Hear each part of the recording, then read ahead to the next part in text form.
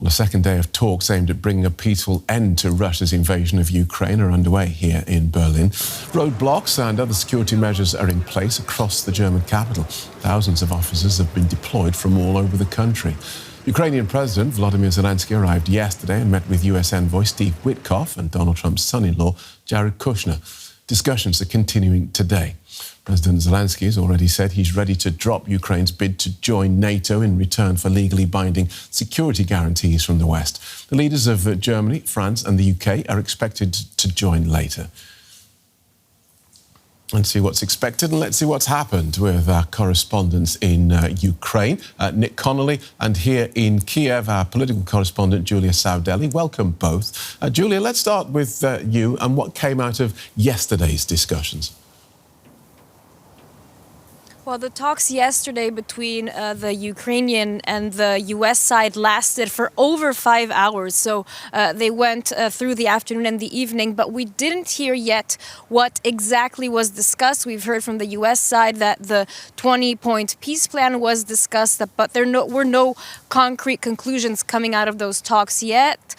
We've heard that the Ukrainian and U.S. delegations are meeting again right now before Ukrainian President Zelenskyy is expected here in the building behind me to meet with Germany's President Steinmeier. But we heard before the meetings even started yesterday from Ukrainian President Zelenskyy that he said that Ukraine is ready to renounce its bid to join NATO and that this would be a very big compromise for Ukraine and that this would be actually a step, however, that they would be willing to make to try to bring the negotiations forward. We know also that Ukraine for giving up this bid would want then security guarantees coming from the US and from its European partners.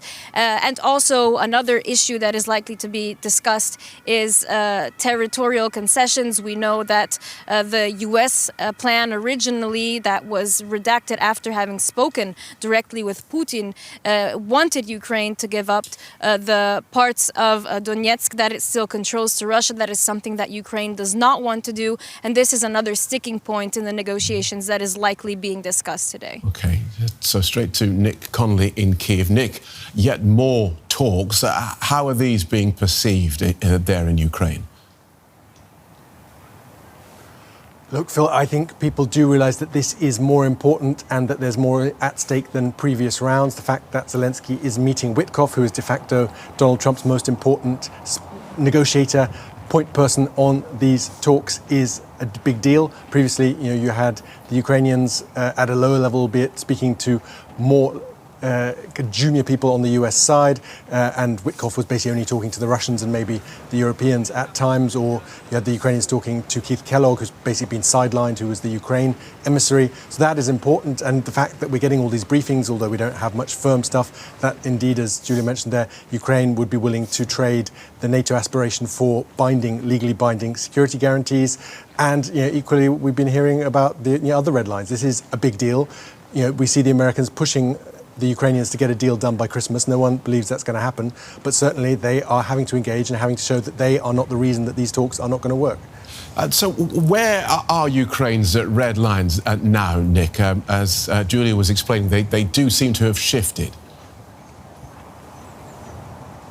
Well, on NATO, yes, but I think on the front lines, on walking out of Donetsk region, of the parts of Donetsk region that Ukraine still controls, that is still a red line.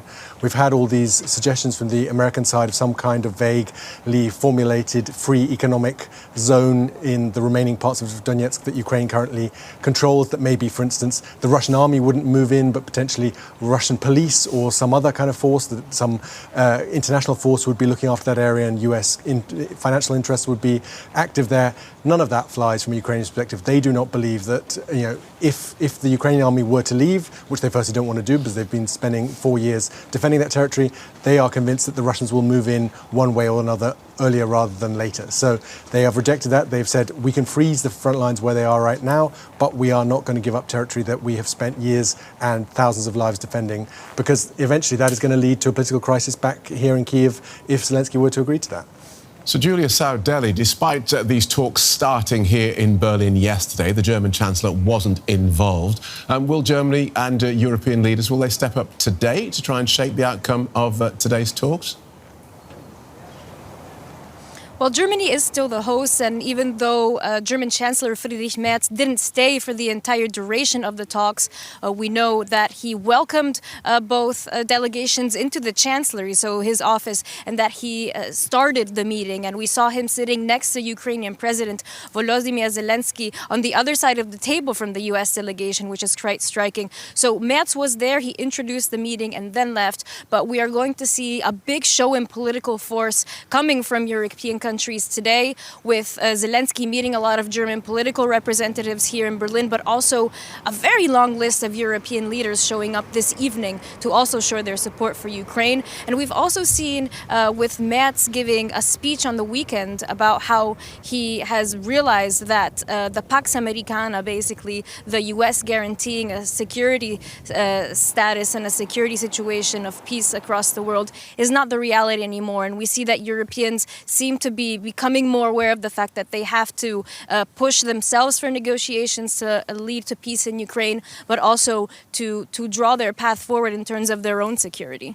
Thanks for that, Julia. Our DW correspondents Julia Saudelli in Berlin and Nick Connolly in Kiev. Thank you both.